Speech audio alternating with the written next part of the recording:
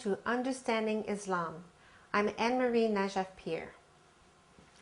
The Palestinian-Israeli conflicts are one of the greatest unfortunate issues that most of us are born into. Both groups lived and worked next to each other for many centuries with no significant problems, until a few elite Europeans decided to change that peaceful environment.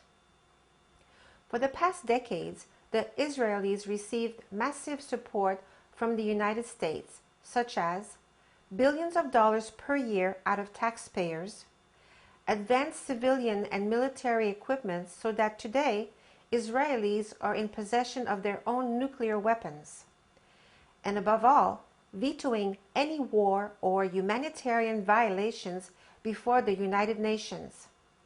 In addition, countries like France and United Kingdom are among supporters of Israel as well. On the other hand, the Palestinians have been killed, expelled from their own homes, businesses, and farms to the neighboring countries. They have been ignored by the general world media, especially the West, and are subjected to live under continued fear, hunger, poverty, and military attacks by the advanced forces of Israel. However, they continue to be hopeful that one day they would receive a fraction of peace and justice.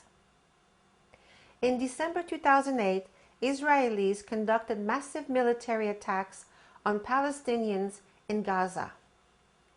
They used advanced military technologies, chemical warfare, and blocked any Western press from entering the area. The attacks by Israel resulted in international complaints, demonstrations, and condemnations by international peace groups, as well as resentment by heads of nations. Although the pictures of Israel's military attacks on the civilians, and especially on the children, are too graphic to show on public television, you can view them at many internet websites such as thegazamassacre.com or pacalert.wordpress.com. The recent Israel military attacks has rejuvenated the history of the past 60 years of Palestinian-Israel conflicts and has put this issue on the international focal point. There have been many other conflicts, aggressions, and discriminations that Muslims have experienced throughout the world, such as 8 years of war between Iran and Iraq that resulted in about 1 million deaths, mass genocide and ethnic cleansing in Bosnia and Kosovo, U.S.-Iraq war, which caused almost 800,000 deaths by some report, on mostly innocent children, women, civilians, and discrimination against Muslims in America. These are just a few among many to mention. As a result, new peace movement organizations, among others, from different ethnic cultures have formed and are seeking for peace and justice under the law. Recently, we had the opportunity to talk with some members of one of these organizations called Muslim for Peace, Justice, and Progress. The participants were Professor Edip Yüksel, Ruby Amatullah, Shukran Kivrak, and Matthew Capiello. What made you to start this organization? Well, initially I thought there is a vacuum of a Muslim American leadership. This is a superpower and intensely engaged with Muslim countries, influencing Muslim world, but there is no voice, collective voice of American Muslims.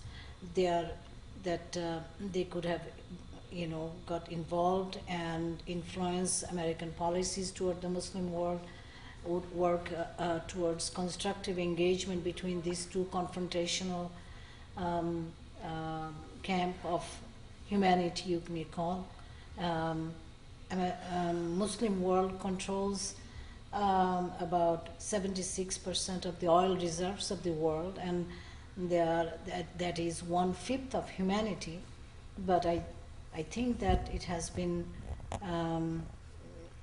unjustly neglected and mishandled in many situations. And out of that, a confrontational mindset has intensified between these two groups. The mindset that emerged out of distrust and dislike. Distrust mainly because of long trail of wrong policies and all these things has generated this antagonism and distrust. And I think that American Muslims can play a vital role in bridging the gap, bringing trust and confidence between these two polarized worlds, and that will be immensely helpful and for the interest and welfare of both of these part of the humanity. And I think American Muslims are in a extremely powerful situation. They are the citizens of this superpower, and they are also Muslims. They belong to the greater Muslim community, Muslim world, and so therefore they are conversant with and they are part of both of this controversial or confrontational world, and therefore they can contribute immensely in bridging the gap, working towards constructive engagement. And for that reason there needs to be a very aggressive activism in this country. And this country is also very conducive in providing a powerful due process and also civil society to initiate a dialogue and discourse through which the mindset of this society and the mindset of the government can be changed. This society provides that element, that powerful system.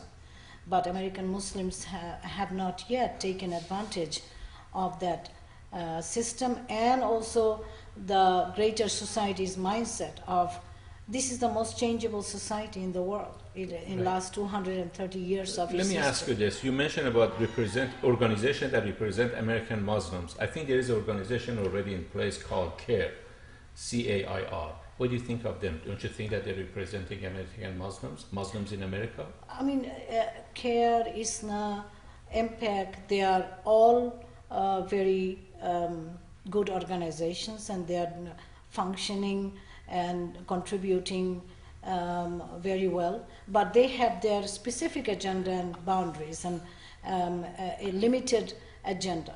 What we are talking about is activism on the international front, national and international front, and a collective voice on the American policy towards Muslim world. In that regard, CARE is not working. CARE is limited to CARE is like a civil liberties organization for the Muslims. ISNA is bringing a social agenda for the American Muslims. MPAC is working with the political issues, but only local and domestic issues. We are bringing a unique perspective into this that none of this organization has addressed and brought about. That is working with the international front, working with the US government, engaging the civil society, and try to change the mindset and the mindset and the modus operandi of both of these people, American people and the Muslims out in the greater world, changing their mindset to come together and work together. This constructive engagement, this broader agenda has not been addressed before, and this collective leadership has not been brought about in America. It sounds, on the surface, it sounds good, although I don't know all the details. Yüksel, from your legal point of view, there are some laws in U.S., such as guilt by association.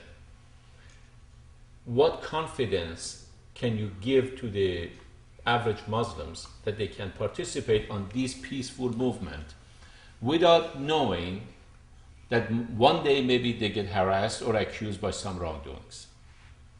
Well, I have my own issues. Muslims are not monolithic group. We are pretty diverse ideas, way of understanding. There are a lot of discussions going on internally about the nature of Islam. What is Islam about? What is the message about? What is the epistemology, methodology? It is internal. However, when I look at it as a Muslim, I call myself Muslim. Muslim really means a peaceful surrender to God, a person of peace, peacemaker. The same salam, shalom comes from the same word. And though Muhammad is through a lot of fabricated lies after him, or through some distortions later, he's been there are certain accusations against him, but really honestly, any scholar honestly look at his life and his message will find a peaceful man who was evicted from his town with his people, with his supporters, because he stood for peace, for equality, for women's rights, for against slavery and the superstitions, criticized joining bandwagon, promoted rationalism. Therefore, the establishment first threatened him, and later they start torturing them, and some of them immigrated, and then he had to leave his town, went to Medina, and he was trusted by groups over there, Christians, Jews, and pagans in Medina. They accepted him as their leader, federal secular leader. He established the Medina city-state. He was the religious and also political leader of Muslims, but also political leader of multi-religious, multicultural, multi-jurisdictional group. And then, let me finish. 3 times Medina was attacked by these violent people, violent religious group. They were polytheists, but very violent. 3 times they attacked, they killed many of them. And then at the end, his message found a lot of appeal among people with reason. And then with time, they lost power. Mecca lost man. Muslims lost much more in bloody wars, but in terms of minds and souls, when they gained the power and then they came back to Mecca, Muhammad declared amnesty to those murderers, the people who evicted them from their town, home. Therefore, these men of peace, I follow such a message. But when I see that a fringe group of violent people, extremists, has been depicted as the face of Islam, and the word terrorist is being added to Islamic terrorists, I find I am offended, I find I am stereotyped, I find that there is something going on against a hatred against being Muslim. But I see also on the other side, there are also those who vested interest in confrontation and wars.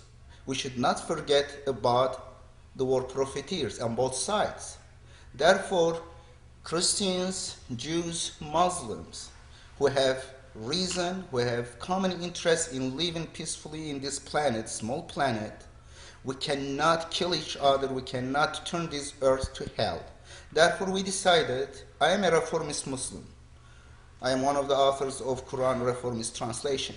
But I said these Muslims, whether I disagree with them, but majority of Muslims are moderate for peace. When America was attacked, majority of Turkish people, more than 90%, they cried for America. Even in Iran, the majority of Muslims, they felt bad for that, they never agreed. But unfortunately, some people deliberately focused on angriest and ugliest face in Muslim countries. They exaggerated those pictures. I guess what I was trying to get is, if there is a Christian or Jews or others, anyone else, who's looking for peace and they hear your message, her message, and they want to participate into this movement, what guarantee they have? There's a law in America that says guilt by association. They don't know another person in somewhere around the globe communicate through the email with you, and you don't know that person, and you communicating with that person through the internet. and one day you find out that person was one of those so-called terrorists. Therefore, everyone else in the group are guilty with that as part of that scheme. Now, what security do you think you may perhaps yourself as a lawyer can bring, or what can you say to these people that you're immune? Patriot Act, Patriot yes. Act, yeah. So I had the chance to make a research on it, and right now we have no security. We can be arrested, we can be convicted, we can be found as guilty of establishing a terrorist organization. There is no balance between the Muslim Eastern world and the Western world, and Eastern world has no power at all. So I feel I belong to United States, but also I belong to an Eastern nation. So as an Eastern nation citizen, I have no security. I am an American, but there are a lot of Americans who is being convicted or under the interrogation because of what they are saying, because of what they are explaining in a high voice. What I am saying is nobody can assure us that we are secure, and even though how much we talk about the peace, we still can be convicted as not to be peaceful, since the nation we belong, which is the Muslim nation, known as a terrorist nation. I am here, or I am with this organization, and I am with another organizations to make just a difference, maybe just a little. Actually, our members said a lot of things, and there is just a little thing that I can say right now. Personally, I am here to make another voice. I feel bad because I am Muslim. I don't deserve this. In everyday life, whenever a person finds that I am a Muslim, they change their face. I see the faces changes right away. I observe the voices or their respect changes right away. I don't deserve this. I did nothing to deserve this. So I just want to make a little that's my difference. point. Yeah. By Very association, personal. as a Muslim, by participating and being a Muslim, by worshiping, your guilt is in a short term. Your guilt is worshiping God alone. You're worshiping one God. If you were worshiping three gods, you weren't guilty. Am I correct? There are beliefs I totally respect. I cannot say my belief is right and their beliefs are right, but that's what I meant actually. Western culture has